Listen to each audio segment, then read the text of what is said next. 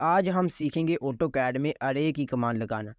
देखिए यानी कि अरे की कमांड को कैसे स्टार्ट किया जाता है, उसी के साथ साथ इसे यूज़ कैसे किया जाता है। तो देखिए सबसे पहले हम पहले सर्कल को ड्रा कर देते हैं, ताकि यहीं से मैं आपको बता दूं कि कैसे जो है इसे यूज़ किया जाता है। 10 फीट, ठीक है, 10 फीट का सर्कल मैंने ड्रा किया।